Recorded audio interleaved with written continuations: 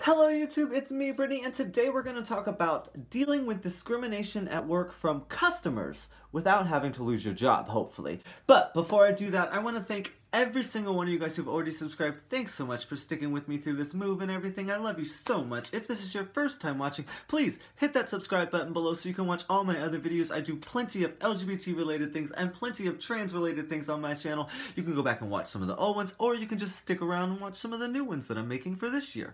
But you can't do any of those things if you don't hit subscribe.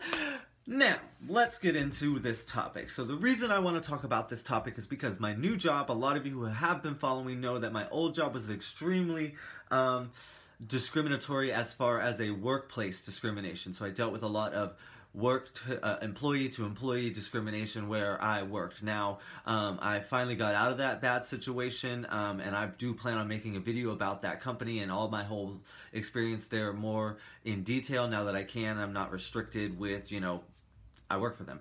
So now, but that'll come in the future. But because of my new job, which is the assistant manager of a Come and Go, which is a real thing. It's a real place, I swear to God, in Missouri and around the Midwest. It's a chain of gas stations, and I'm assistant manager here now, which means that I deal with a lot of people-to-people communication throughout the day, which means I'm probably going to get discriminated against being a transgender woman in only 2021.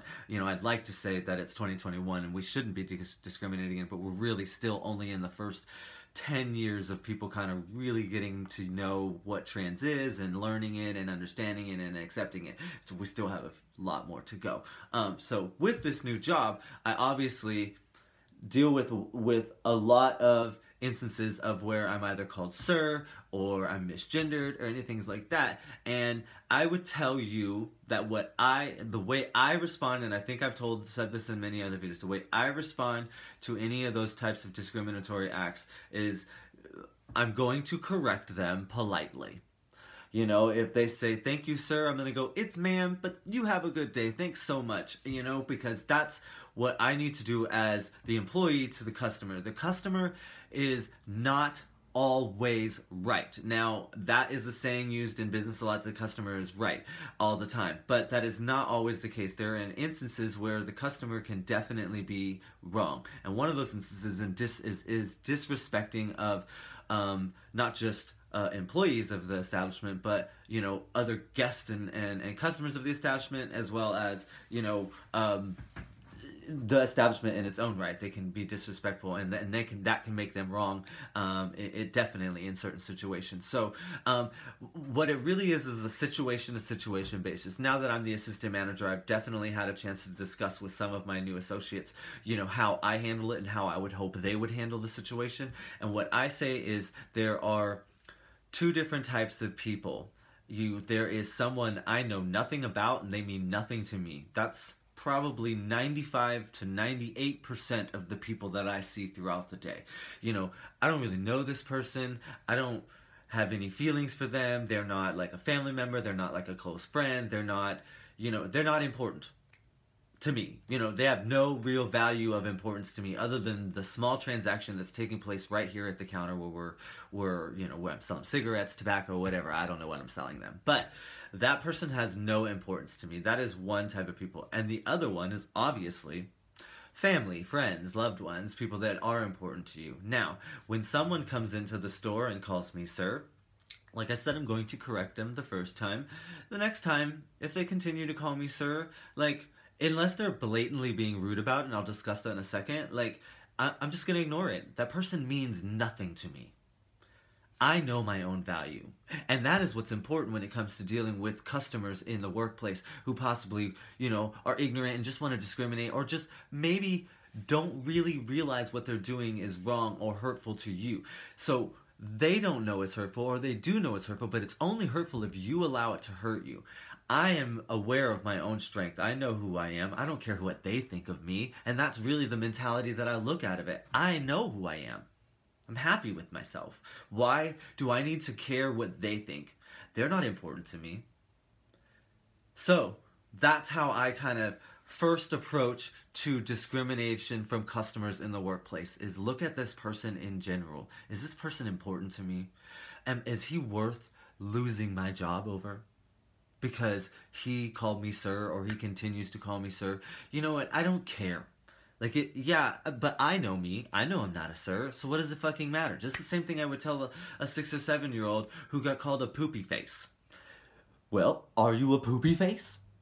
Then why are you worried about it? Exactly. So like that's how you deal with it. Now this is completely different to dealing with an employee to employee situation. That's not the same. We're talking about you're an employee, a customer has called you sir, a customer has discriminated against you in a minor way, a minor discrimination. When I say minor discrimination, it's just a simple misgendering. Now, a major discrimination is something that's also already happened in this store with me, is I have now, because I'm back in my hometown, I do know plenty of people who knew me before I transitioned.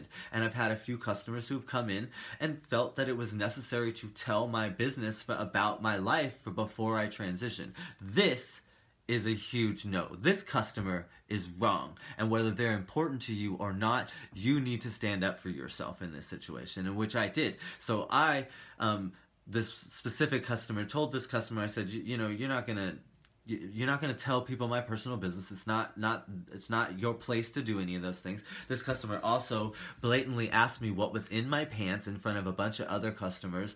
You know, asked me what I was when I was born, and I do the best I can to respond as professionally as possible to these things, and hope that possibly someone in the room will notice the situation is not right, and maybe they'll step up for me and they'll say something to allow me as the associate and as the employee here to not have to put myself in jeopardy of losing my job. Now that's not always going to be the case, and sometimes you're just going to have to swallow it, and you're going to have to go home. And you know what I do is I work out and I run, and then I run 3 miles, and the whole time I've run 3 miles I listen to angry rock music where they just scream and yell at me, and then I'm like, "Argh!" And then that's how I put out my frustration about everything that happened that I didn't have any control over. But for one instance, a guy was like, what were you when you were born? And I just responded with, are you asking me out on a date? Because that seems like personal information that, you know, would be on a date, not in a small transaction here in this convenience store. And he was very perturbed that I thought he was asking me out.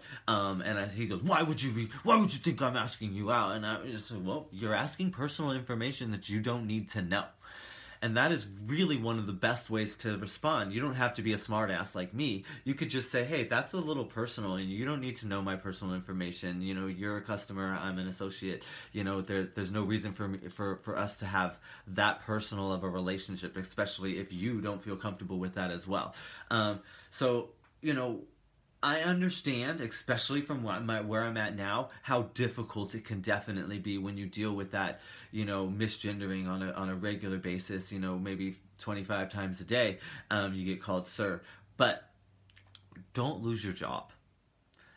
Don't continue the stereotype of an angry trans person who wants to be gendered correctly, because that is what's made it so much more difficult for us to get people to gender us correctly. When we have those few people who've gone viral, and you know who I'm talking about, you know, screaming that it's ma'am, it's sir, you know, at people, you know, that doesn't look well. Now, granted, that's valid. Their anger and their frustration is valid, but sometimes when you're trying to change things, it's not best to go at it with aggression. Sometimes it's best to go at it with passive aggression. I mean, I hate to sound like Gandhi, but like, that is really the way it's going to happen. Trans people make other people uncomfortable. Sad reality. And in order for us to show them that we are just like normal people, we must be normal people. And I understand that this may really bother some of you guys, how I feel about this, but this is just my opinion on it. If you want to scream and shout at people, that's on you. But I personally feel that in my experience, that being passive, being polite, and just allowing someone to say, hey, I'm sorry, and you'll find they will. After a time where you're just passive and say, you know, it's okay, it's ma'am, but it's okay, it's ma'am, but it's okay, you know, eventually they'll change their behavior, and if they won't, who gives a flying fuck about them? You know? Bam! That's all I have to say about it. I really hope that you guys have a great day. Be safe out there. Remember, I love you. Everybody loves you. You can always find me on Facebook at Brittany Rose, Insta at Brittany Rose 2, Twitter at Brittany Rose 2. Yeah, please don't forget to subscribe. I love you guys. Bye-bye!